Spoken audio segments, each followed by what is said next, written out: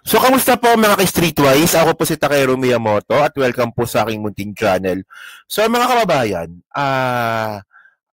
alam naman po natin no, na meron po lumalabas ngayon na listahan na mga individual or mga tao na gagawa nga daw po ng isang destabilization sa November 16 hanggang November 18. Ito nga po yung nilabas nga po ni Montulfo.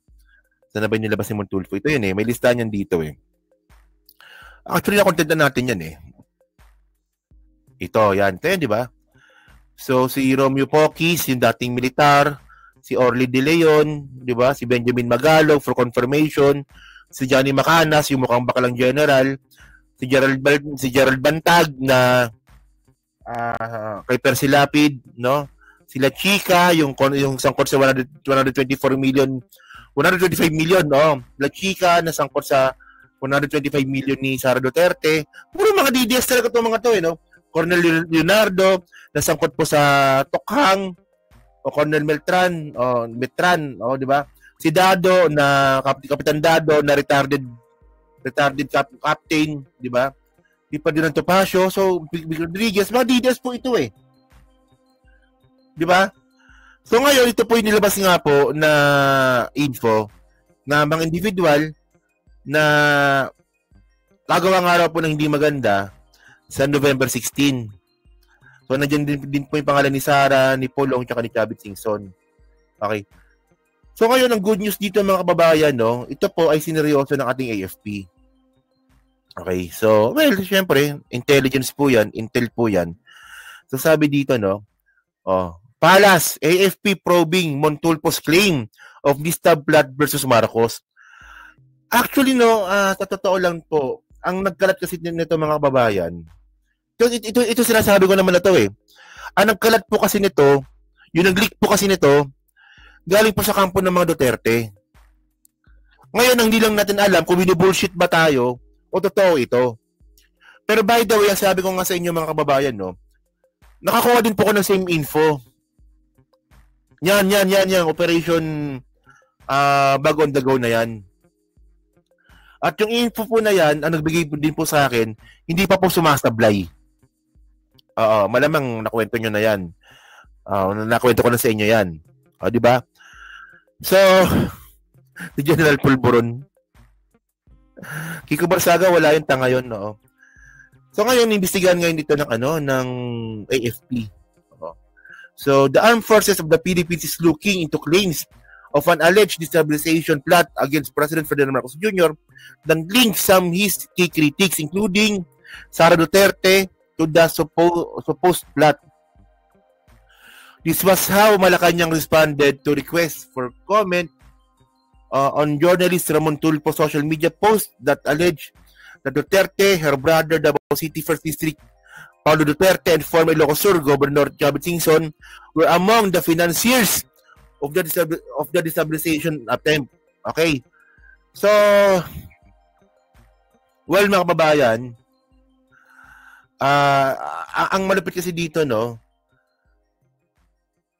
sa kabila nga po ng destabilization attempt nga po nila na gagawin nila, sinasabay kasi nila ito sa rally ng Iglesia ni Cristo. So, medyo, alam nyo naman, hindi maganda. Religion tsaka politics pinagsama, no? Pero by the way, ito yung andito. Ito yung sinasabi nga po ni Claire Castro. So, ito yung statement niya kanina. Sige. Question, ma'am. Merong post po si Mr. Ramon Tulfo regarding this alleged destabilization against the government, and inaccuse niya na ang mga nag-finance daw po nito ay sina Vice President Sara Duterte, ang kanyang kapatid na si Congressman Pulong, and si Mr. Chavit Singson. Ano po ang reaksyon ng palasyo dito? Ito po ay napansin na po ng AFP at nabanggit nga rin po ang mga pangalang katulad ni General Poquis, General Orlando De Leon, at saka si Mayor Benji Magalong, although for confirmation. At iba pa, pati si Colonel La Chica na di umanong sangkot sa usapin ng 125 million pesos na confidential funds ng Vice Presidente. Ayon po sa AFP, sa mga gintong klaseng mga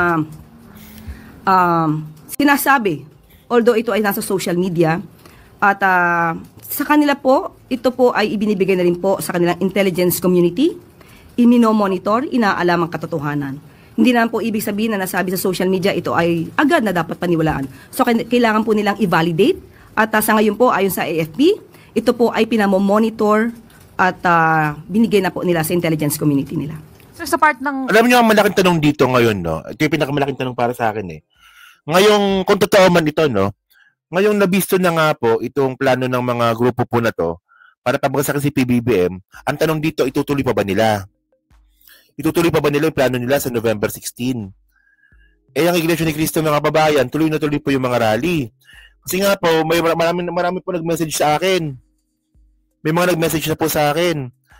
Kung hindi sila miyembro ng Iglesia ni Cristo, meron silang kilalang mga miyembro ng INC na luluwas po sa Maynila sa November 16. November 15 pa lang po ng gabi, diba, yung mga galing probinsya, luluwas na po sila.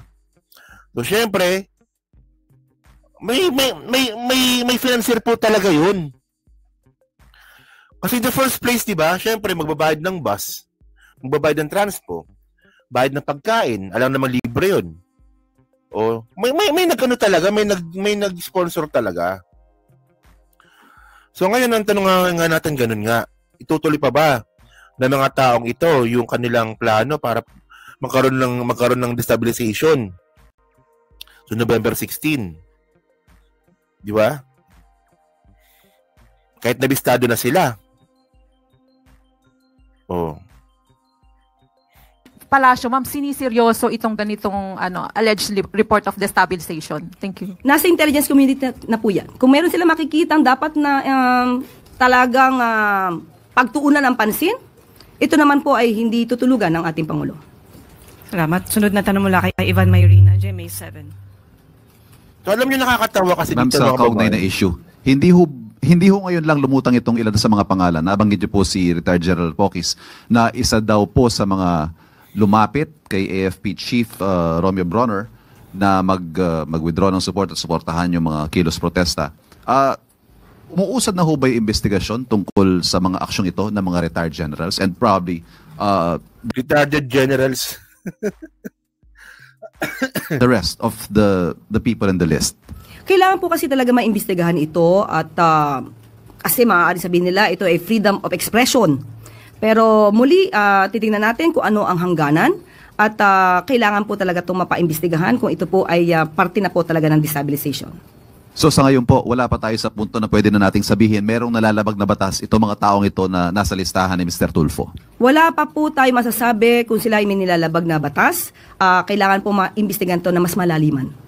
Salamat. O, yan ha.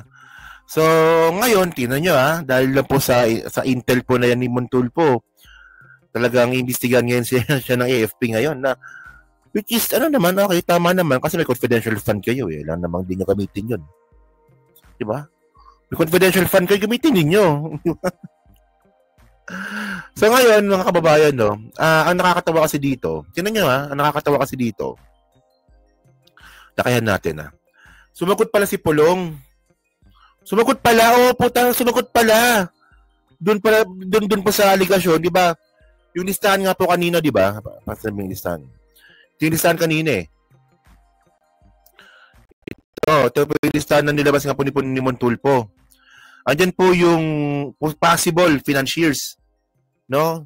Si Pulong tsaka si Sara. Maraming pera yung mga yan. Si Pulong may 51 billion, si Sara. O, di ba? Alam niyo naman, siya yung nagbabayad kay Kaufman. O. So ngayon, sinagot siya ngayon ni itong post nga po ni Montulfo na yan, yung post ni Montulfo, sinagot po yan ni Pulong Duterte. At usual, napakatalinong sagot po napakatalinong sagot ni Pulong. Tatanong niyo basahin niyo to. Tangan nito sabi dito. Sabi dito, statement of Representative Paulo Duterte. On Montulfo's so-called destabilization, this guy must be really proud of his imagination. It's the only thing working harder that his sense of journalism. Mga kababayan, at least si Montulfo, journalist, journalism, may binabalita. Ikaw, putang ina mo ka, congressman ka, wala kang nagawang batas. Wala na ipasang bill kahit isa. Oh, si Montulfo bilang journalist, kasama pa sa pagiging journalism yun, magiging chismoso. Nakagawa ng isang balita. Ikaw, congressman ka, may isang bill, wala kaming nalaman sa'yo. Naipasa mo. Ni isang batas, wala kang naipasa. Actually, meron siya isang batas pala na na pinasa, House Bill pa lang. Yung tungkol sa drug test. O yung sa drug test, yun lang. O isa. Kung tagal-tagal mo na sa Kongreso, wala ka na ipasang batas? Tamad. Oh. Sabi niya pa dito, sarap pa ni Pulong no? Tanga no? Alam niyo yung bobong tanga? Tapos matas mayabang pa? Yun, ganyan po yung si Pulong, no? Sabi dito, no, if this so-called list is his version of insider intelligence, then the only thing that needs confirmation is whether he still knows the difference between facts and fiction. Ayan siya, binubrout out niya na yung facts and fiction. He claims he won't reveal his source kahit pipitin ang bayag niya. Don't worry, nobody's interested. We're just wondering kung if there's anything left to smash. Nagbisaya pa, Diyos ko na yan. Oh. Ay lang ayoko nagbibisaya no? Pit-pit sa imong kaugok. O why man kay itlog dong, di ba? Tinan niyo, di ba? Congressman ganyan magsalita. Di ba? Pinag-usapan niya yung itlog ng kapwa niya lalaki. Di ba? Congressman pa yan, ha? Congressman. Pero yung kanyang pagdibang kay Montulfo, pinag-uusapan niya yung itlog ng kapwa niya lalaki. Baka gusto mong hawakan yung bayag ng Rottweiler ko sa bahay dudong. Tingnan mo yung babaw, di ba? Ang babaw, hindi po ganyan po yung yung sumagot sa mga issues. Tanga lang no? Parang tanga lang Oh. This guy has made a career out of gossip, package as courage, but this time he's gone full fantasy, name dropping people, inventing plots, and pretending he's part of some spy. Ayan so daw po ito, gawa-gawang story lang daw po ito ni Montulfo. Pero malupit dito mga kababayan, meron pa siya binabanggit dito. Kapag testosterone pa rin, tinan mo, dudong mon. You want attention, you got it, but next time, try using instead of testosterone. Tinan mo, di ba? Ngayon, meron siya binabanggit dito yung bangag-bangag. Oo. Na malaki daw binayad sa kanya nung ni Bangag. Wala na dito. Ayan. O, sabi niya dito, no? The only destabilization happening here is in his grip on reality. As if this Bangag administration even needs a co-op, is already in the final stage of self-destruction. Di ba? Kayo ba naniniwala ba kayo na, nasa final stage na raw po ng self-destruction yung PBBM admin? Parang baliktad parang lalong lumalakas si PBBM Di ba? So ngayon, ang point dito mga kababayan, nagrereklamo itong si Pulong na full of fantasy daw po itong si Montulfo. Pero in the first place mga kababayan, kung mayroong full of fantasy dito, sila yon. Kasi ang tagal na nila sinasabing bangag ang presidente, wala naman silang ebidensya. Nakuha niyo yung point ko? Ginagamit na naman nila yung word na bangag. O bangag kayo ng bangag, pero wala naman kayong ebidensya, na totoong bangag yung presidente. Meron. Yung peking pulburon video. Tingnan mo, di ba? Bintang mo, gawa mo din Wala yan si Montulfo. Imagination niya lang yan, full of fantasy lang yan. Pero yung bangag, ganun din yun. Imagination lang din po nila yun. At saka full of fantasy. Ang point ko dito, hindi po ganyan ang sumagot ang isang congressman. Dapat hindi ganyan. Dapat may logic. Dapat walang ad hominem. Dapat diplomatic. Ito tanga to eh. Tanga, di ba? O tama nga, wala sa issue. Puta, pinag-usapan pa itlog ng kapwa niya lalaki kung di ba naman gago? Di ba? Oh. So yun mga kababayan, so kayo po, no, ano po masabi nyo nga po dito na inimbestigahan na po ngayon ng AFP itong mga tauhan po na to na nakalista nga po dito sa intel nga po ni Montulfo. So ang point natin dito, no, kayo ba, naniniwala ba kayo na posibleng totoo ba to itong sinasabi nga po ni Montulfo? Di ba? So yun, so pa-comment lang po sa baba at binabasa ko pong lahat yan. At syempre, dyan po sa Team Replay, pa-like, pa-subscribe. Di makalabisan, pa-share na rin po ng video po na to. Okay? Yun na, so thank you mga kababayan. Kita na lang ulit tayo bukas.